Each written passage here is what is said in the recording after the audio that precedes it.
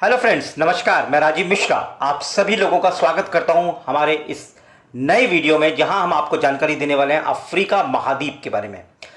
दोस्तों, अगर आप प्रतियोगी परीक्षा की तैयारी कर रहे हैं, कॉलेज में हैं या फिर स्कूल स्टूडेंट हैं, ये वीडियो आपके लिए बहुत बहुत महत्वपूर्ण साबित हो सकता है, क्योंकि जो भी परीक्षा आप देंगे, अगर वहां पर वर्ल्ड ज्योग्राफी से रिलेटेड कोई क्वेश्चन आता है तो वहां पे अफ्रीका महाद्वीप के जो भी क्वेश्चन आपसे पूछे जाएंगे वो यहां पर हम मुख्यतः समावेशित कर रहे हैं। तो सबसे पहले मैं आपको बताना चाहूंगा, अफ्रीका महाद्वीप का क्षेत्रफल 3,03,70,000 वर्ग किलोमीटर है। जनसंख्या 1,21,61,30,000 है और दोनों ही मामले में पूरी दुनिया में अफ्रीका महाद्वीप की सेकंड रैंक है। पहले फर्स्ट नंबर पे एशिया आता है और सेकंड नंबर पे पॉपुलेशन और एरिया वाइज अफ्रीका महाद्वीप आता है। घनत्व 31 व्यक्ति प्रति वर्ग किलोमीटर पाया जाता है। फ्रेंड्स, अफ्रीका महाद्वीप में टोटल 54 कंट्रीज हैं। 54 कंट्रीज अफ्रीका महाद्वीप में है और 54 कंट्रीज में से 48 कंट्रीज जो हैं वो कंट्रीज स्थल भाग पे हैं और 6 द्वीप वहां पे जो कि समुद्र के अंदर पाए जाते हैं। इन द्वीप के नाम आपको याद होने चाहिए, बिल्कुल अच्छी तरह अपने दिमाग में बैठाइए कि Madagascar, Mauritius, Seychelles, Comoros, Cape Verde और साउ टॉम प्रिंसिपे। देखिए, मैं आपको यहां पे इंडिकेट कर रहा हूं, ये केप वर्दे, साउ टॉम प्रिंसिपे यहां पे, ये ब्लू, कोमोरोस ये, और यहां पे सेशल्स और मेडागास्कर और मॉरिशस। ये सभी जो द्वीप मैंने आपसे नाम लिए, ये बहुत इंपॉर्टेंट प्लेस रखते हैं अफ्रीका महाद्वीप के अंदर, उसके मैप में अंदर। अभी मैं आपको ये क्लियर कर दूं कि अफ्रीका महाद्वीप के उत्तर में भूमध्य सागर है और उत्तर पूर्व में लाल सागर है। ये देखिए, लाल सागर रेड सी और ये भूमध्य सागर। और दक्षिण पश्चिम यानी कि इस वाले इलाके में और पश्चिम दिशा में अटलांटिक महासागर है। इसी प्रकार से पूर्व दिशा में हिंद महासागर यहां पे है। अफ्रीका महाद्वीप विश्व का एकमात्र महाद्वीप है जहां पर कर्क रेखा, मकर रेखा और विषुवत रेखा तीनों एक साथ गुजरती हैं और यही एकमात्र महाद्वीप है जो चारों गोलार्ध यानी कि दक्षिण गोलार्ध में, उत्तर गोलार्ध में, पूर्व गोलार्ध में और पश्चिम गोलार्ध में पाया जाता है। ये बहुत महत्वपूर्ण प्रश्न एग्जामिनेशन के पॉइंट ऑफ व्यू से बनते हैं। अभी मैं आपसे एक बहुत ही इंपॉर्टेंट टर्मिनोलॉजी डिस्कस करूंगा, सिनाई पेनिनसुला। सिनाई पेनिनसुला, जिसको सिनाई स्थल संधि हिंदी में कहा जाता है, एशिया और अफ्रीका के मध्य यह संधि लाल सागर को भूमध्य सागर से अलग करती है।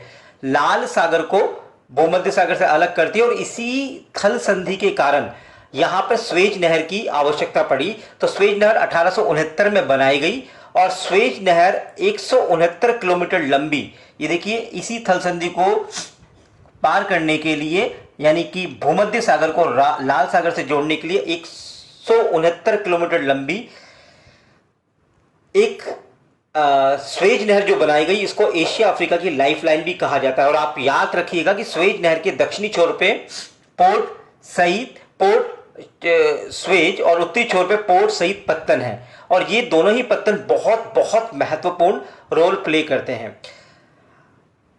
जिब्राल्टर जल संधि एक बहुत ही महत्वपूर्ण टर्मिनोलॉजी अफ्रीका से रिलेटेड। ये देखिए, आप इसको मैं चित्र में देखिए कि स्पेन ये यूरोप का पार्ट है और उसका स्पेन देश, और ये अफ्रीका का पार्ट है मोरक्को, और इन दोनों के बीच में जिब्राल्टर जल संधि। तो हम ये कह सकते हैं कि अफ्रीका और यूरोप को अलग करने के लिए जिब्राल्टर जल संधि का बहुत महत्वपूर्ण रोल है। इसी प्रकार से अफ्रीका के उत्तरी भाग में सहारा मरुस्थल, जो कि दुनिया का सबसे बड़ा मरुस्थल है, और दक्षिणी भाग में कालाहारी मरुस्थल अधिकांशतः बोत्सवाना क्षेत्र में जो फैला हुआ है, वो भी बहुत महत्वपूर्ण है। अब हम बात करेंगे यहाँ पे विक्टोरिया झील की। देखिए, ये विक्टोरिया झील जहां से कहते हैं अफ्रीका की सबसे बड़ी मीठी पानी की झील है और विश्व की नंबर 2 है। इस झील से अफ्रीका में विश्व की सबसे बड़ी नदी नील नदी गुजरती है, जो उत्तर की ओर जाकर भूमध्य सागर में गिर जाती है। विक्टोरिया झील को विषुवत रेखा भी काटती है, यानी कि विक्टोरिया झील विषुवत रेखा पर,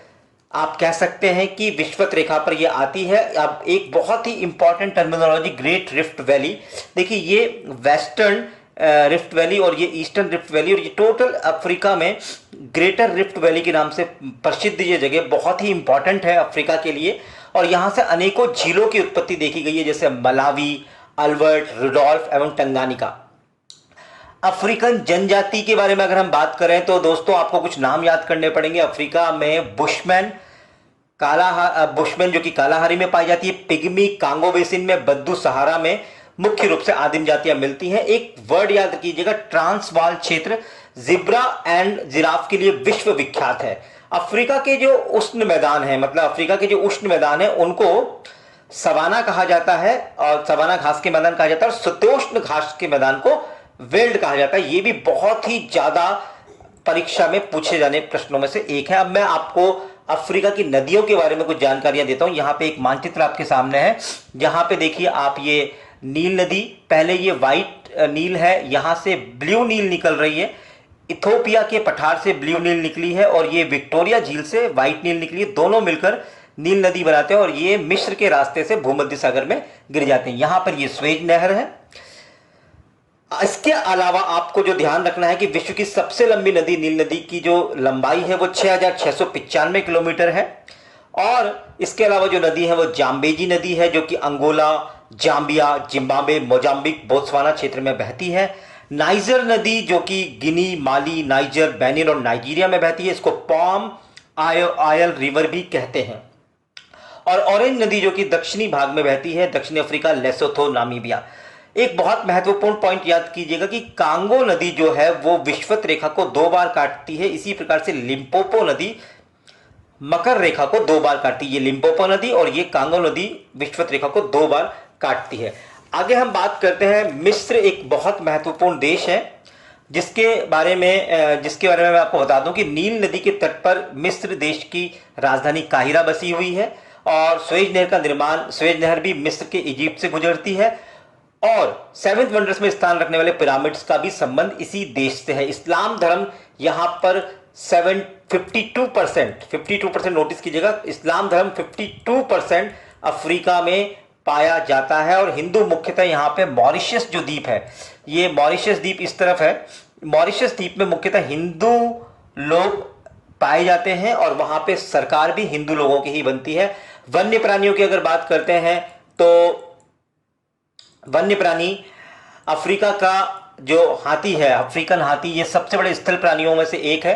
और चीता सबसे तेज और सबसे लंबे की अगर हम बात करते हैं तो जिराफ, और नर बांदर जो सबसे बड़ा है वो गोरिल्ला।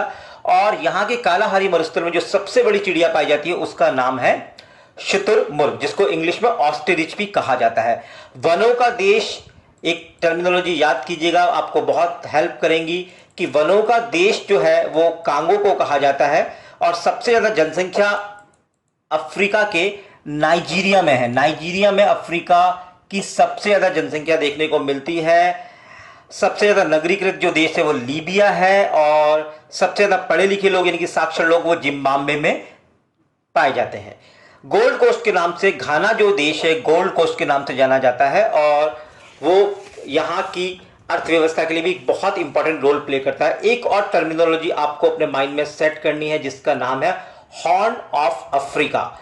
मैं आपके सामने एक पिक्चर दे रहा हूं हॉर्न ऑफ अफ्रीका का। ये देखिए, हॉर्न ऑफ अफ्रीका, ये इरिट्रिया, इथोपिया, जिबूती और सोमालिया, ये सब मिलकर हॉर्न ऑफ अफ्रीका के नाम से फेमस है। ये एक हॉर्न टाइप का यानी कि सींग टाइप का निकला हुआ है, और ये टर्मिनोलॉजी काफी यूज की जाती है। आपको याद करना है कि अफ्रीका का सबसे ऊंचा पर्वत किलिमंजारो पर्वत है। टैफी लालेट मरुद्यान जो कि मोरक्को में है, और विश्व का द्वितीय सबसे उच्च तापमान वाला क्षेत्र जिसको कि अल अजीजिया के नाम से जाना जाता है, वो लीबिया में है। देखिए, ये लीबिया, यहां पे आपको अल अजीजिया का नाम आपको याद रखना। सर्वाधिक जैतून उत्पादन करने वाले जो देश है वो ट्यूनीशिया है। लॉन्ग द्वीप, क्लोब आइलैंड, पेम्बा और जंजीबार द्वीपों को कहा जाता है। अब महाद्वीप का दक्षिणतम बिंदु जो कि साउथ अफ्रीका में है, आशा अंतरिक्ष के नाम से, केप ऑफ गुड होप के नाम से फेमस है। केप ऑफ गुड होप के नाम से फेमस है, और जो कि दक्षिणी अफ्रीका में है। आपको यह समझना है कि कर्क रेखा से जो देश गुजरते हैं वो कौन कौन से हैं। अगर ये प्रश्न पूछा जाए तो आप नोटिस कर लीजिएगा कि पश्चिमी सहारा, मॉरिटानिया, माली, अल्जीरिया, नाइजर, लीबिया और मिस्र, ये कर्क रेखा से गुजरने वाले यानी कि ट्रॉपिक ऑफ कैंसर से, इसी प्रकार से इक्वेटर से विषुवत रेखा से गुजरने वाले जो देश हैं वो गैबोन, कांगो प्रजागन जिसको जायरे भी कहा जाता है, युगांडा, कीनिया और सोमालिया है। और इसी प्रकार से कैप्रिकॉर्न यानी कि मकर रेखा से गुजरने वाले देश हैं नामीबिया, बोत्सवाना, दक्षिणी अफ्रीका, मोजाम्बिक और मेडागास्कर। तो ये इंपॉर्टेंट जो क्वेश्चंस हैं वो मैं सब आपसे डिस्कस कर रहा हूं। सर्वाधिक कोको उत्पादन करने वाला जो जगह है अफ्रीका में वो है आइवरी कोस्ट, जिसको कोटे दी आइवरी भी कहा जाता है। आइवरी कोस्ट इस इलाके में आपको देखने को मिलेगी। 2011 में बना अफ्रीका का नया देश जिसे यूएनओ के द्वारा 193 देश की मान्यता मिली वो है दक्षिणी सूडान, जो कि दक्षिणी सूडान के साउथ में आपको मिलेगा। सूडान के साउथ में आपको दक्षिणी सूडान देश देखने को मिलेगा। एंटवर्प, कुछ हम बात करें साउथ अफ्रीका से रिलेटेड तो एंटवर्प हीरा व्यापार का सबसे बड़ा केंद्र है। सबसे बड़े हीरे की जो खान है वो किम्बरले प्रोडक्शन वाइज और एरिया वाइज ओराप एरिया वाइज और प्रोडक्शन वाइज किम्बरले। सबसे बड़ा हीरा कुलीनान 3106 कैरेट का है। हीरो का नगर किम्बरले को कहा जाता है और स्वर्ण नगर जोहान्सबर्ग को कहा जाता है। सबसे महत्वपूर्ण जो रेल मार्ग है अफ्रीका का उसको बोलते हैं केप कायरा रेल मार्ग, जो कि दक्षिणी अफ्रीका के केप टाउन से शुरू होके और पूरे अफ्रीका को क्रॉस करते हुए कायरा तक ये जाता है। ये बहुत ही महत्वपूर्ण भूमिका निभाता है यहाँ की अर्थव्यवस्था में। इस प्रकार से अफ्रीका महाद्वीप से रिलेटेड ये महत्वपूर्ण प्रश्न हमने आपसे डिस्कस किए और भी क्वेश्चन हम आपसे आगे डिस्कस करते रहेंगे। थैंक यू सो मच हमसे जुड़ने के लिए। नमस्कार।